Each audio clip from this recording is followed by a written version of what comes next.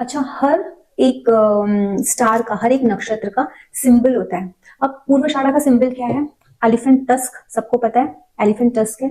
और जो फैन होता है, जो हैंड फैन होता है, that is also one of the symbol. और सीव, जो एक सूप होता है ना, जिससे हम ऐसा जो धान होता है, अगर हम उसको फटकते हैं तो उसमें से वो कचरा निकल जाता है और रह जाता है। तो अगर आप इसकी थीम को देखोगे ना, तो आप इसकी थीम को देखोगे, इसमें दिखेगा कि जो एलिफेंट टस्क है, elephant tusk you can connect with the Lord Ganesha. आपको पता है जब वेद व्यास जी महाभारत बोल रहे थे, उन्हें सुना रहे थे, तो उन्होंने ना गणपति जी को बोला था कि आप महाभारत लिखो। तो गणपति जी ने एक शर्त रखी थी और उन्होंने बोला था कि मैं उसी शर्त पर महाभारत लिखूंगा कि आप नॉन स्टॉप बोलते रहोगे। अगर आपने रोक दिया, बोलना रोक दिया, तो मैं लिखना भी बंद कर दूंगा।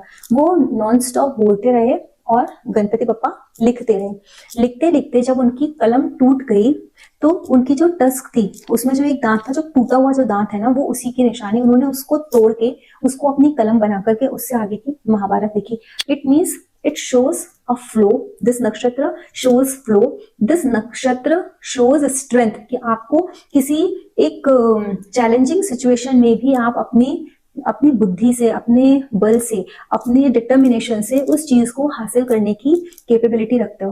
अब सेकंड अगर आप इसका देखोगे, जो सिंबल है सीव, जो मैंने बताया सूप जो होता है वो है, या विनोइंग बास्केट पकड़ लो जिसमें छन्नी लगी होती है, जिसमें से ऊपर रह जाता है और नीचे छन के निकल जाता है।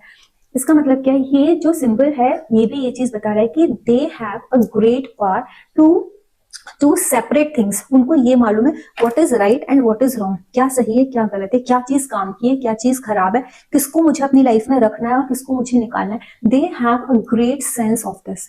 थर्ड अगर उनका सिंबल है, वो देखो जो हैंड फैन है, हैंड फैन इज